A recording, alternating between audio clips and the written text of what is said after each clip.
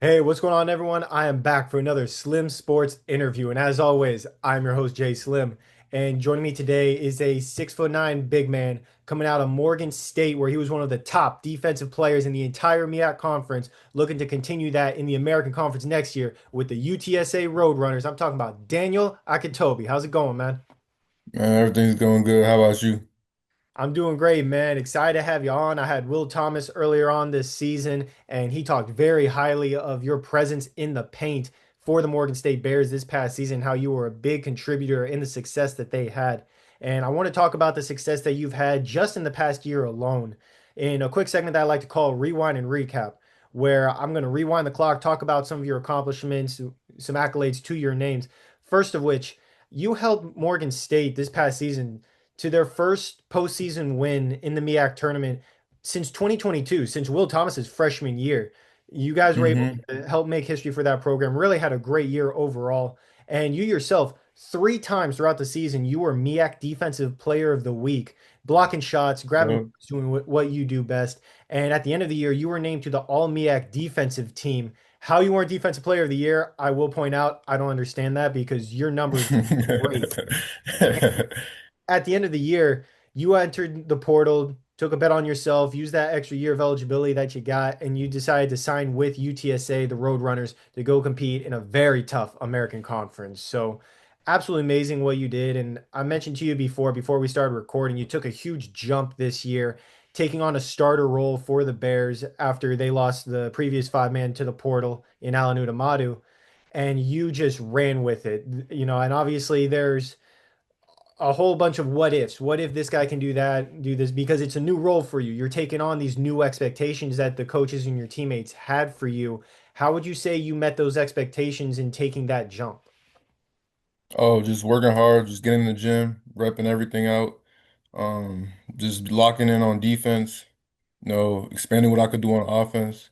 Obviously, I shot the ball more throughout the years, just getting better. And people believing in me, throwing me lobs, looking for me down in the post, and just being comfortable with playing with everybody. So it was a good experience for sure. Absolutely. And obviously getting to grow those minutes, grow the points per game, the rebounds. You averaged 9.5 points per game this season, 7.5 rebounds, over a block per game, while shooting nearly 60% from the field, showing that effectiveness that you had. You had some great games throughout the year. 15 points, 15 rebounds against Coppin State. You had 18 points and 16 rebounds against one of your NAI opponents that you played, and then 23 points and 10 boards against Maryland Eastern Shore. So you were able to show people, hey, I am one of the best bigs in this conference. What would you say were your expectations going into this season as far as, okay, I know I'm able to do X, Y, and Z. How am I going to be able to show it? And how did your teammates help contribute to where you were able to do that? Yeah, going to the season, I had a goal. Like I was gonna average like a double double. I got pretty close to that. Yeah, so wait, my fault. Can you repeat the question? I'm tripping. I'm blanking out. But hey, when you hear those numbers, you get excited, obviously. But Yeah. you were one of a lot of returners for this team, and obviously you have expectations for yourself going into the season because you obviously know what you can do. You knew the work Oh that yeah, you yeah, put yeah, in yeah. the off season. What were those? How did you exceed those expectations that you had for yourself, and how did your teammates around you, with so many returners that you're used to, allow you to be able to take that next step? No, I exceeded the expectations, like I said before, putting in work in the gym and just locking in on principles. Every time somebody shoots, crash the glass, I get boards like that, easy points, putbacks, and yeah, just being in a dunker spot, being at the right time, right spot at the right time. Like when somebody drives, I cut automatically, get the ball, dunk it. And yeah, people just believe in me too. Like Cam Hobbs, our point guard, he always finds me when I'm open. Amari, every time he drives left, he left-handed. He always finds me open, and yeah, we was able to develop chemistry throughout the season. And yeah, Hmm. it contributed to my success. I got better, and as the year went on, my success grew and grew and grew and then postseason, we was able to beat Howard, and we came close to being Norfolk, but unfortunately we didn't pull the deal, but we got really close, and that was one of the best teams. That was the best team in our conference, so we competed with them throughout the whole postseason. So and we beat them in the regular season too, so it was a Hmm. good. Yeah, you're beating me to some of my notes that I got later on because we're going to get into that little postseason win Yeah. against Howard here in a little bit. But a big reason why you guys had so much success was because you all knew each other very well from the year before, past seasons where you guys had a lot of those returners. Will Thomas, who had been with the program all 4 years of his career. You mentioned Hobbs. I know Winston Tabbs was a double figure scorer once again for this team. Hmm. You guys had that continuity where you guys were able to see each other, what you guys were going to do before you even knew what you were going to do type of feel. Obviously, they were always able to find you on the block, but you also knew, okay, if they're driving this way, I know to cut in around this guy and he's going to find me, or I'm going to get the offensive board and put it back in. How would you say that continuity really contributed to what actually was the most points per game by any MEAC team this past season and 80 points per game for Morgan State per game this year? Oh yeah, continuity is key. I mean, we all know each other. We all know what we can do. We know Will Thomas. He gonna get his buckets in the mid range. Cam's gonna shoot the shit out the ball. I'm gonna dunk the ball. Amari gonna drive. So everybody just it just flew perfectly together. Oh yeah, it's funny that Sure. you mentioned the mid-range for Will Thomas. That's something that we talk about frequently whenever I have him on, and we always get a good laugh Yeah. out of it. That mid-range game is deadly from him. That shit And crazy. when you're on the block, you're dunking it. And I wanted to show some of these highlights off because when I saw them, it was insane. The athleticism that you had, also able to put the ball on the floor and get to the rim for some big time dunks. And I want to show off your highlights, the best of the best, in my opinion, in a segment that I like to call Make That Play, where I'm going to show off what, in my opinion, are your top three plays from this past season. What I found on Synergy, some of the big time posters that you had. But obviously, I'm just the guy going through the film. I'm the fan in the stands. You're the one actually on the floor doing what you do best. So, what would you say was your best play from this past season? Best play from this past season. I think probably Cheney dunk. Cheney dunk. But against like a Division I opponent, I would say probably the Delaware State dunk at the end of the season. Okay, When I okay. put on his head, yeah. I had those two on there for a while, but they actually did get bumped down. They actually, in all honesty, 4 and 5 for me. 4 and 5. All right. Top three that I had, and I think you'll agree with me once you remember them, are absolutely insane. And the first one we'll get into going against Howard on the road and one poster slam, went up, jammed it, defender on top of you, another defender trying to climb over your back, it looked like. And you were able to just punch it right on top of him to earn a shot at the free throw line for a 3 point play. And you had some emphatic ones, just like that one against Norfolk State at home, where you caught it on a post up, ended up turning around and slammed it on the defender once again. And basically, same as the Howard situation, one dude in front of you, one dude climbing over your back, and you got another chance to go to the free throw line there. And then number three, I have going against NC Central, where you showed that you could put the ball on the floor. You drove down the lane, pump faked the defender. He went flying, and I laughed when I saw this, by the way. The help defender came in and he saw you going up to punch it and he said, nope. And he just walked off. Didn't even try to jump with you. He just walked off. Well, And you punched it once again on them. And then 4 and 5 were those two that you mentioned, in all honesty. So mhm. you were able to do a lot for this team. And you mentioned before your goal was to be a double double guy. And you were right there. Obviously, 9.5 points per game, well close to being in double figures. For a team that had multiple double figure scores, I believe you guys had at least three in Caleb, Winston, and Will. How would you say you approached, this season, knowing that you have these high level scores, knowing that you are able to score when you need to, but your main role was defensively, obviously being a three-time Yeah. defensive player of the week, being on the all defensive team. How would you say that defensive part of your game helped elevate this Morgan State team overall? Defensively, yeah, I was just the anchor, like just helping everybody. Somebody get beat, I got their help, blocking shots, getting rebounds, and just limiting second chance points. Um, yeah, just playing good defense. Getting out in transition, make sure I'm the first one back, and yeah, just helping everybody that get beat. Making sure I guard my man, making sure I box out, just little things like that. Hmm. Yeah, Sure. That helped this team to a 14 and 18 overall record, which is deceiving because in MEAC conference, you guys went 500, you went 7 and 7, but beat some of the best teams in that conference. You guys ended up beating Norfolk State, like you mentioned. You had a very tough double overtime win against North Carolina Central, 102 to 98 win there. And I mean, you took down a tough Campbell team, 86 to 76 in non-conference action, and got that 91 to 90 win versus Howard in the MEAC quarterfinals that we'll get into a little bit more here in a sec.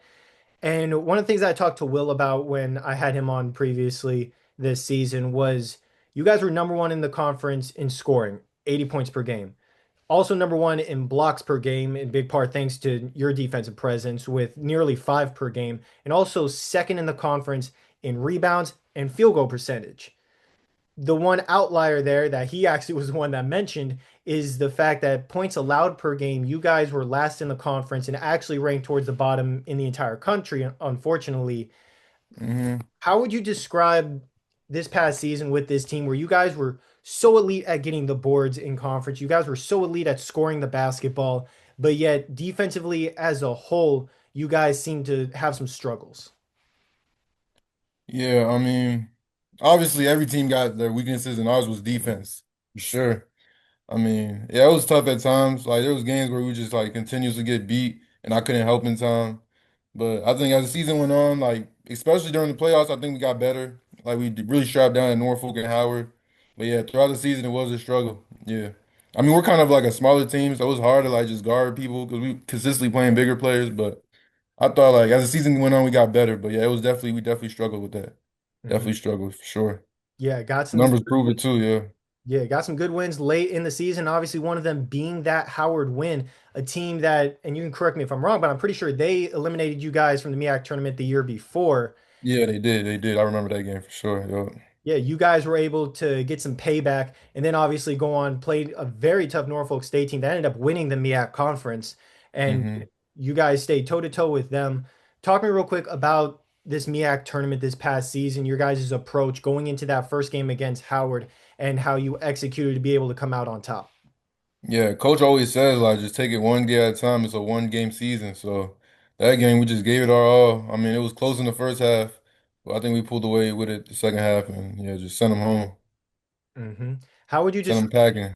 how would you describe your production and your role in that game specifically? As far as okay, I got, Will and them going off and getting their points. Let me, do X, Y, and Z for my team so we can make sure we pull out this win. Because defense obviously played a big factor late in that game because it was only a 1 point win, 91 to 90. So how would you describe your impact? My impact, just playing defense. Same thing, like playing defense, rebounding.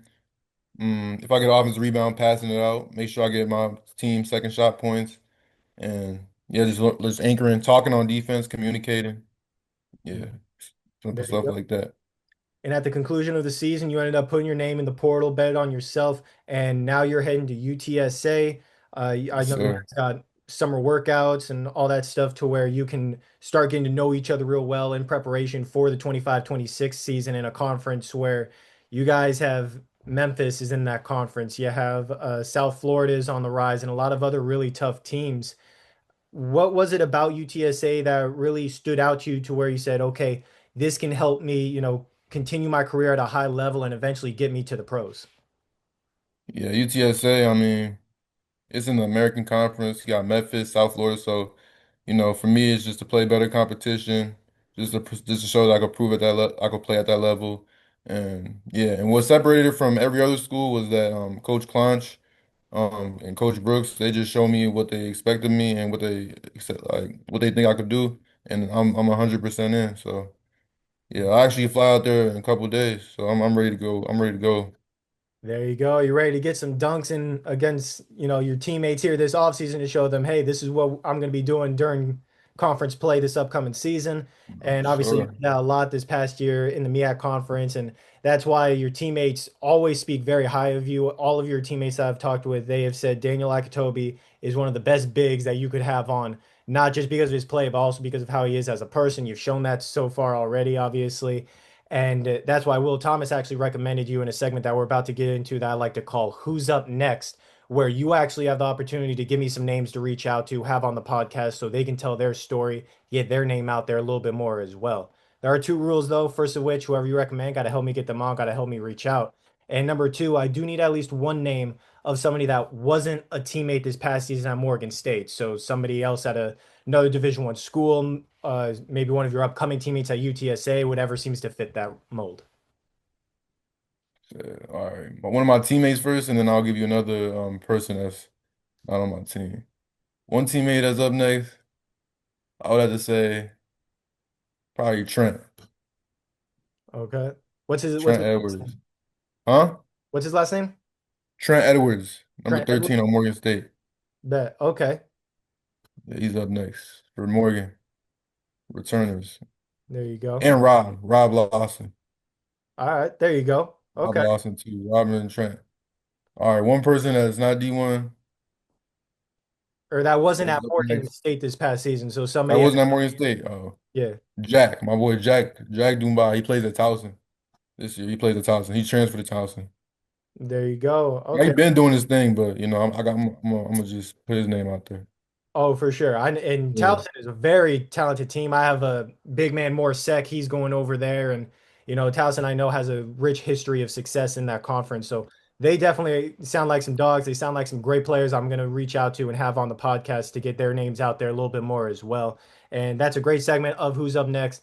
Now we got to talk about what's next for yourself. Obviously, you're looking to go into this year with the Roadrunners to win an American Conference championship, make it to March Madness, and make even more of a name for yourself than you already have.